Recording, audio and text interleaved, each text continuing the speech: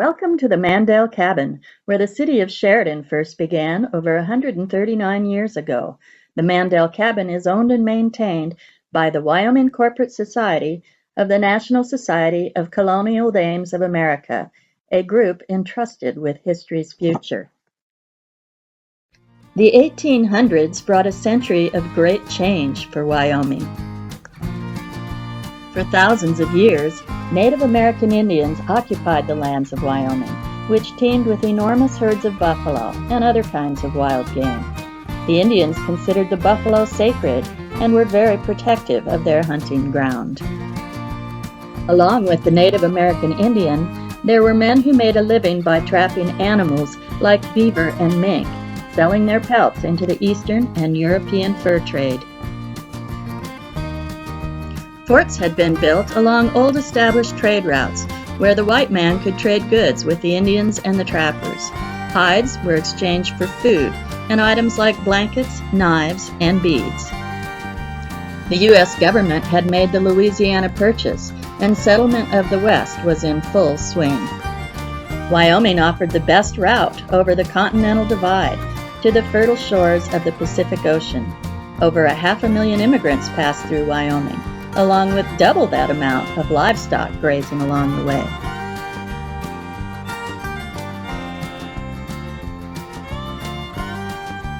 The ambitious Transcontinental Railway was being built across the country, with crews from the east and west building towards each other to eventually meet at Promontory Point in Utah.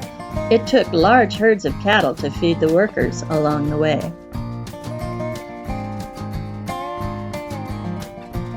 The Indians resented all this intrusion into their sacred hunting grounds. To prevent hostilities, the United States government negotiated a treaty with the Indians. The Laramie Treaty conceded traditional hunting grounds east of the Bighorn Mountains and north of the Platte River to the Indians in exchange for safe passage of immigrants and rail workers along the migratory routes through Wyoming. But then gold was discovered in Virginia City, Montana, and in the Black Hills of South Dakota.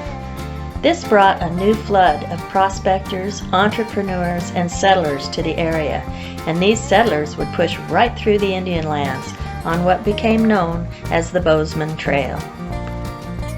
This encroachment enraged the Indians and was expressly prohibited by the Laramie Treaty. Hostilities soon broke out between the settlers and the Indians. Wyoming was now a territory, and the new government needed help from the U.S. cavalry to protect settlers and immigrants from Indian attacks. Great battles were fought along the Bozeman Trail. Battles like the Dull Knife Fight, the Battle of Powder River, the Fetterman Massacre, the Wagon Box Fight, the Battle of the Rosebud, and the Battle of the Little Bighorn, also known as Custer's Last Stand. Eventually, the U.S. government, going back on its word, completely abandoned the Laramie Treaty and began to force the Indians onto reservations. The sacred buffalo which the Indians relied on was nearly hunted to extinction by a ruthless campaign to deprive the Indians of their means of survival by eliminating their food source. The Indians were forced onto nearby reservations, which the U.S. government had set aside, and they had to give up their nomadic lifestyle. With the vast herds of buffalo now gone, open range was left behind. With millions of acres of grazing land free for the taking, tens of thousands of longhorn cattle were driven up from Texas, and the era of the Wyoming stock grower began. In 1880 alone, 15,000 head of cattle had been trailed into the Bighorn area. The Bozeman Trail now offered a relatively safe passage and took various routes through the area.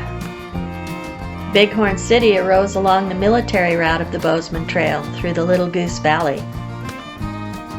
The Patrick brothers of the PK Ranch operated the Rock Creek stage line from the Union Pacific Railroad in Rock Creek, Wyoming, to the Northern Pacific Railroad, which was being built through Montana. The stage had to stop every 7 to 12 miles to switch horses. One of these stops, was at the confluence of Little Goose Creek and Big Goose Creek, where there was an easy crossing, a small corral, and a small cottonwood cabin built by trapper Peter Van Dover, who was also known as Dutch Henry. Dutch Henry and his partner had quitted the area, and another trapper named George Mandel decided to file on the land and build his own cabin. George Mandel found a man in Bighorn City who had a team of oxen, and they set about harvesting logs from the nearby mountains to build his new home. The hand-sawed logs were skinned with an axe, and because nails were scarce, the logs were fitted together in dovetail joints to keep them in place. The spaces between the logs were filled with mortar, which was made from limestone, wood ash, sand, and water.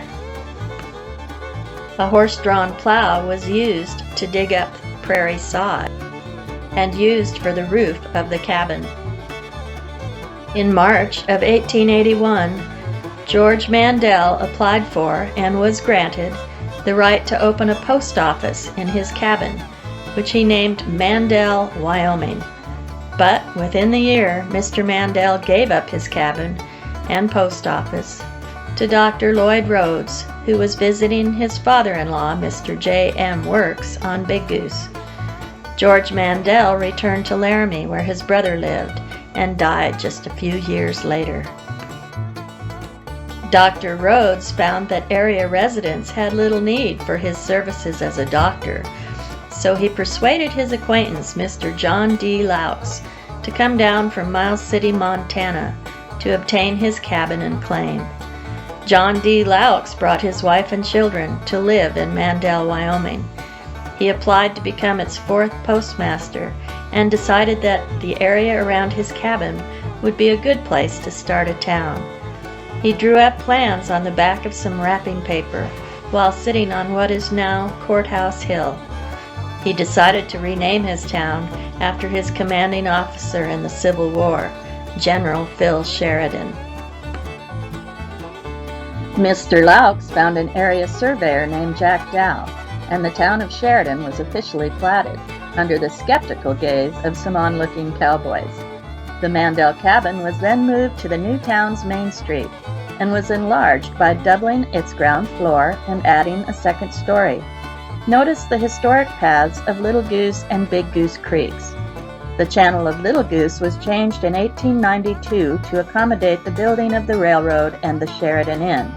The channel of Big Goose was changed in the mid-1900s by the Army Corps of Engineers. Both changes were needed to prevent widespread flooding.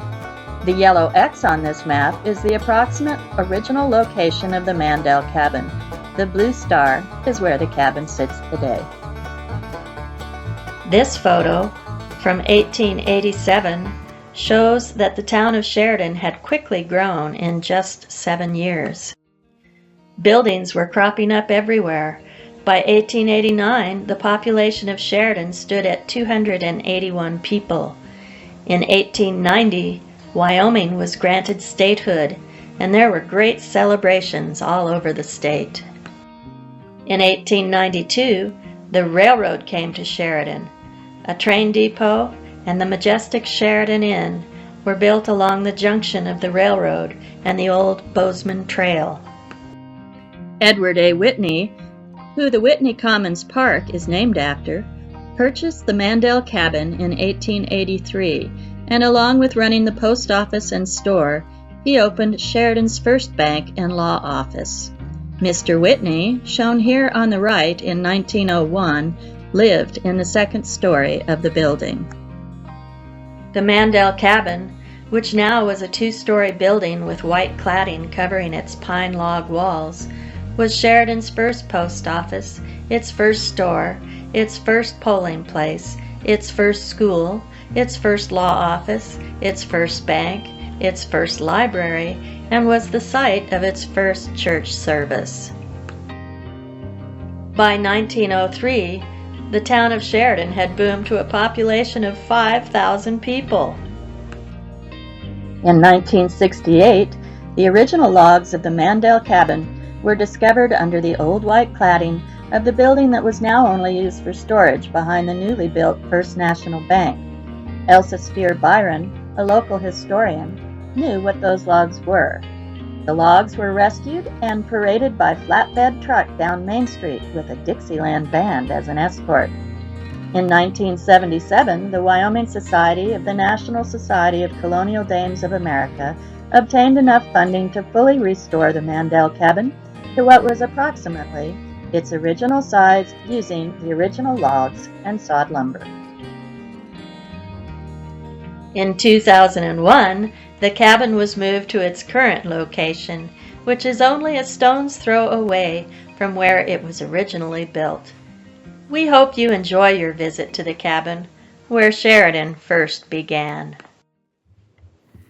I was given the possibilities to be opened up in and around these beautiful valleys in their virgin purities and richness, which seemed to say, "On this spot, build your city. These valleys will support it, and here will be beautiful homes and schools and churches." It was twilight, and the new moon hung low in the west over the snow-clad mountains. While I wended my way down to the cabin that stood on the junction where Big and Little Goose met, and before preparing my evening meal, I took a sheet of brown wrapping paper, laid off 40 acres of land, divided it into blocks and streets, and printed at the top, Sheridan. It was in this log house, with its dirt roof, that the first post office and first store opened. John D. Laux.